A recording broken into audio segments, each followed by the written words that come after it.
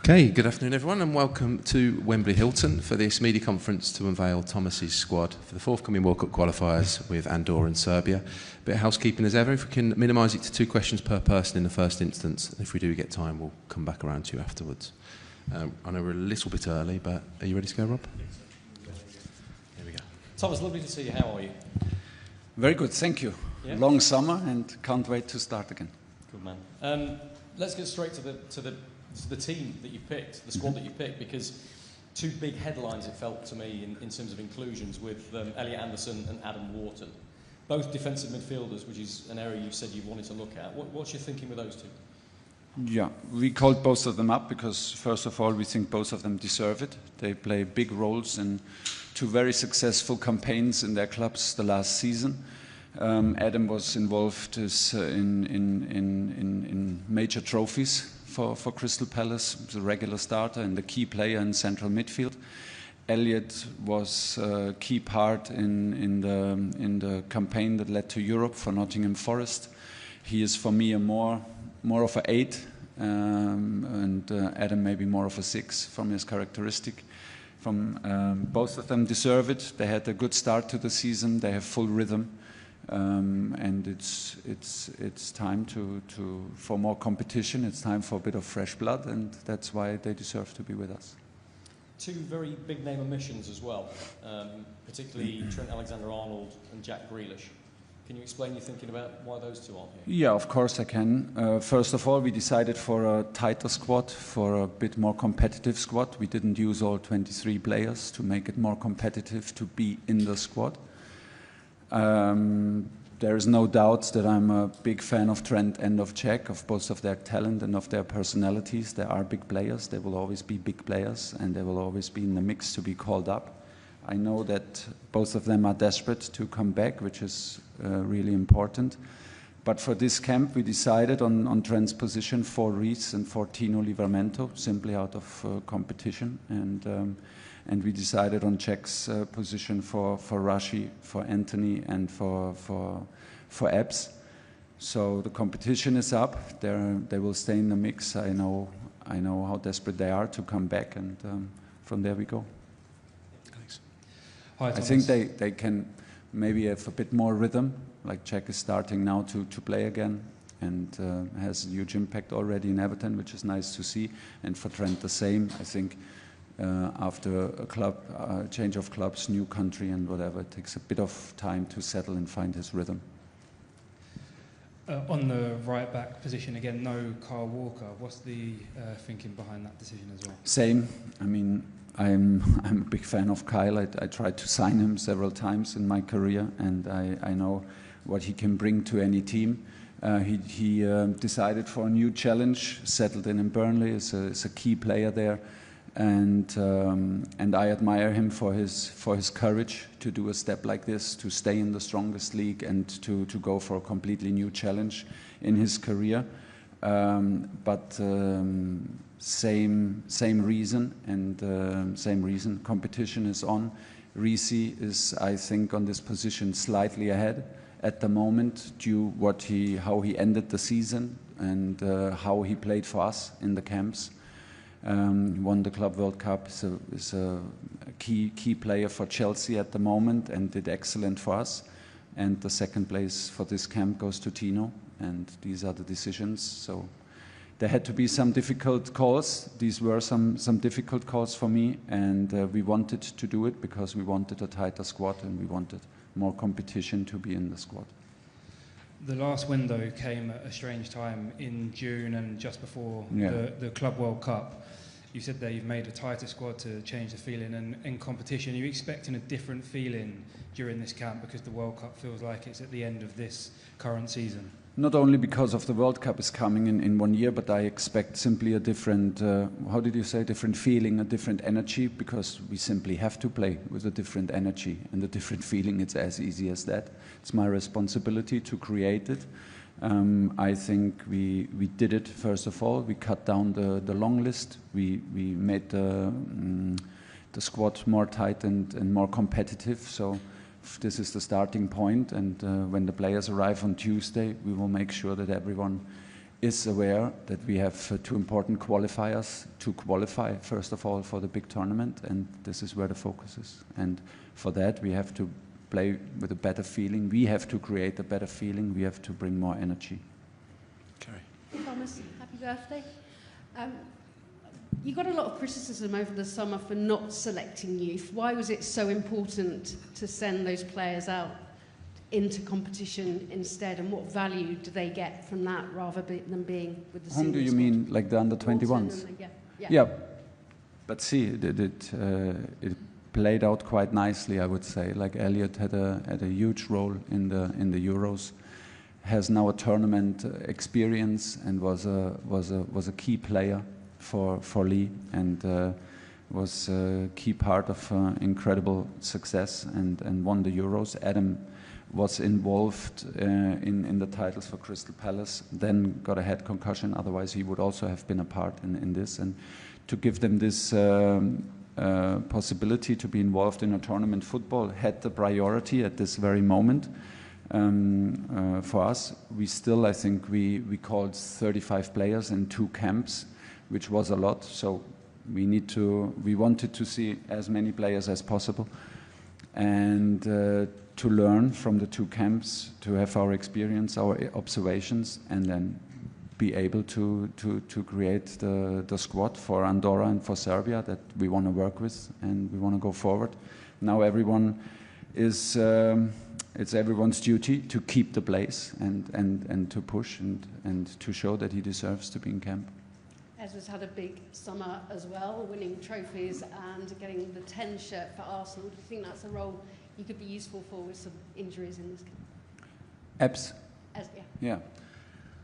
Yeah, he was decisive for Crystal Palace in both finals. It's just and he was amazing in both camps for us as a teammate and as a player. He showed all his potential. He was one of the players who had a very good camp, even in June, and showed his quality and showed what he can bring to any team. So it was a wonderful teammate on top of a very, very talented player. I think it was the right moment for him to go for a new challenge. It was the exact right moment to go for a new challenge. He decided and had the opportunity to join one of the most competitive teams in the country, and this can only be good for us. Thanks, Kerry. David? Nope. Hi, Ali from the England pod. John Stones has been named in the squad this time. How excited are you to have him in your squad for the first time, and was it a no-brainer that he would, as soon as he was available, essentially go straight back in? Yeah, for me, yes. John brings the whole package, unbelievable quality, highest quality, winner mentality. He knows what it takes, professionalism, being a good teammate, and on top of it, he's a fantastic character and a very polite and nice guy. So it was a no-brainer, actually. I'm very, very glad that he's back on the pitch, that he plays for City, that he has overcome his injury and hopefully can stay like this. I'm excited to have him back in camp. When it comes to the centre of defence, whether it's a pair or a 3, but for the sake of it, let's say a pair, do you see this as important to pick 2 centre-backs that complement each other specifically with their set of skills? And if so, how do you analyse the 4 that you have in this squad in terms of right side, left side, ball winner, ball player, that sort of thing? For this camp, we decided on the right side for John and Ezri Konsa, and on the left side for Mark Gehi and Dan Byrne. Dan is a left footer and plays in this position in his club, and he plays on a very high level consistently in a very aggressive style for Newcastle, which we like. It's very active, even in defending. He's very active, very brave. He follows forwards in the opponent's half, plays man mark. He's more than happy and plays with a lot of self-confidence. So Mark plays in a back 3. It's slightly different, but he played for England in a back 4. He feels very comfortable on the left side as a right footer. So these are the 2 positions for this camp. And Ezri played very strong season with Aston Villa, played a good Champions League campaign, and had 2 very good camps with us. And now the competition is also on for Ezri. It's a bit of a slow start for Aston Villa, which can happen, but he was strong in camp. Maybe I have to mention a name, which was another difficult and phone call for Trevor Chalobah, because he also deserved normally to be with us after what he did for Chelsea. But I kind of like it. The competition is on. I don't like the phone calls, but I kind of like them, because it just shows we have players pushing and we have players fighting for a place in the squad, and that's exactly what we want. James. Hi, Thomas. Just asked you what the summer was like for you, because obviously you lost the last game, but you normally don't have to wait 3 months to put it right and play again. Yeah, it's a little bit long to dwell on a loss in a friendly match. I agree. On the other side, like once I digested and analyzed the loss, it was kind of a long summer for me. There were no transfers. There was no engagement with agents and players and club officials to organize the transfer period and the transfer window. So yeah, we used it to reflect, and I used the time to reflect on the first 2 camps. We invited a lot of players. It was a lot of observations. We wanted to be absolutely take the right conclusions, and like I said, build a tighter, more competitive squad for the next 3 camps, because it's for me a key period now that we improve, that we play with more rhythm, that we show improvement from now and create an identity throughout these 3 camps, because the time in between is much shorter than usual. One of the interviews you gave after the Senegal game, you talked about Jude Bellingham. Yeah. You probably know what I'm going to say here, don't you? I mean, you talked obviously in general about him, but the quote that kind of got people talking was you sort of said sometimes you see the fire and it comes out in a way that can be a bit repulsive. Yeah. Did you? Yeah, I did this unintentional. I used this word unintentionally, just to make it very clear. I used it unintentionally. There was no message. There was no hidden agenda. I fully understood and understand that it's my responsibility that I created these headlines. I am sorry for the upset, was sorry, and I am sorry for the upset and for the headlines that I created. I'm experienced enough. I should have known better. I should have known better. I should have done better. I thought I have a little bit more credit maybe with you guys that I do all this in my second language. I did it on the morning after a loss with not a lot of sleep. I did it in a live interview, and I used the wrong word. Again, it's my responsibility. I used the wrong word. I didn't want to use this word. I used it. I created the upset. It's my responsibility, but not more than that. Can I just ask you, did you speak to Jude about it? Yes, of course. I made straight away contact with him. Of course, I got in touch with him straight away. Jude focuses now on his process in rehabilitation, and we focus on Andorra and Serbia. Thomas, hi. Just echoing Carrie's point, there was a sort of bit of a debate in the summer over the sort of the philosophy with which the under-21s played. They played with a lot of freedom out in Slovakia. Is it difficult to take that philosophy when you step up into the sort of the cauldron of the senior team with additional pressure? Thank you. I'm not so sure what you mean. So just in terms of the under-21s, were praised for playing with a lot of freedom. There seemed to be a fearlessness. Is that their youth? And is it difficult to actually replicate that? Because you've got 6 of the players who won the under-21s in the last 2 tournaments are now in your squad. I think they feel a different level of scrutiny when they play for us. They play for the national team. There's a different level of exposure. It's just like this. That comes with a different level of pressure and with a different level of being nervous and excited also.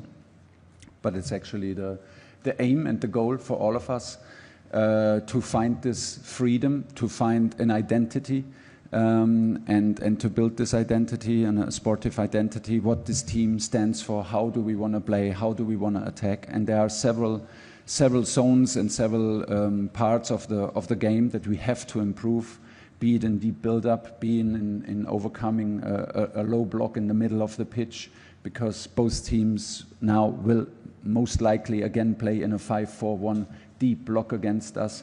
So there are topics that we absolutely want to improve, and we have to improve.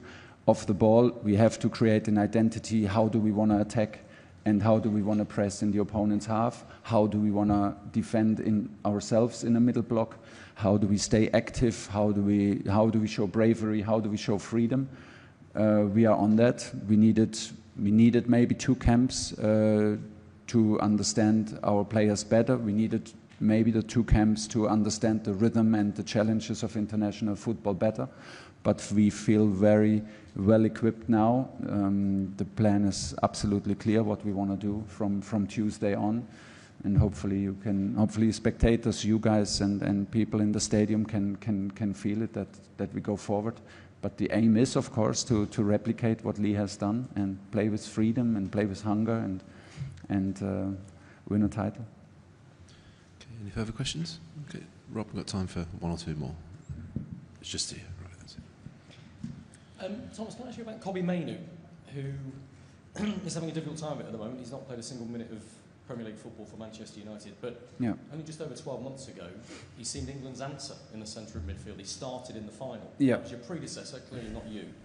But I just wondered how far he is off your thoughts at the moment. And he deserved to start. No, it was impressive. It was just impressive how he played in the club.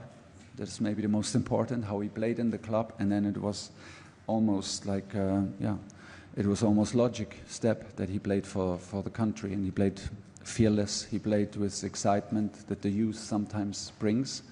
And now he experienced the other side of it, that sometimes you can feel the pressure and changes within the club are not in your favor, and he's just lacking minutes. I don't think that he lacks anything else. He has the experience, he has the power, he has the quality, the talent to be on our list. He is on our list of players, but at the moment on his position, 6-8, 10 in central midfield, we have players who are in full rhythm and who play key parts in their clubs, and this is the next step for him. Last one from me. It's transfer deadline day on Monday, your first day in camp, I think, with the players. Yeah. You know what that day is like from the manager's perspective, the club manager's perspective, very clearly. We will all wear yellow ties and... Not anymore. Not anymore. No, we don't do that anymore. But with that in mind, is it still something you'll be very interested in? And of course, you've got players who might be affected by it. Who yes, you're going to have to of course. That was one reason why we called the players up on Tuesday, to not have all these mixed emotions. And so they're not arriving till Tuesday? Sorry? They're not arriving till Tuesday? No, they come on Tuesday, so they have one day off. That was also one, we didn't want to have that week too long. We wanted to streamline it towards the Saturday game and start on the Tuesday afternoon with training. But one part of the decision was also to give them the freedom to sort out maybe their transfer issues and the transfer subjects that come their way. So, yeah, of course we're interested. We need to know where we have to drive on the weekend. Are you pleased that you won't be involved in making any of those decisions? I am kind of pleased, yeah. Finish with Alex there, thanks.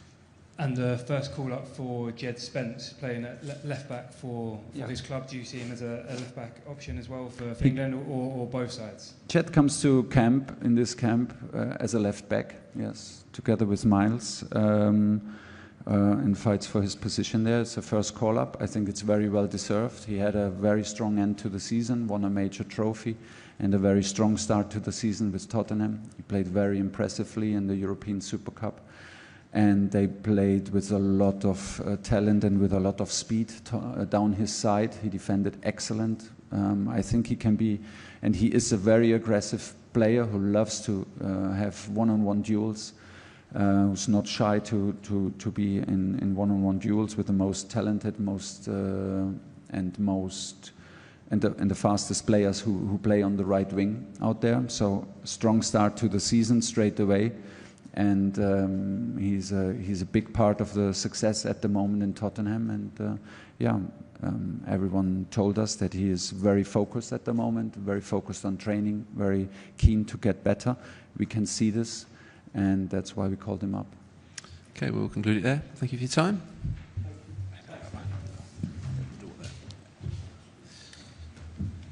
Thank you, guys.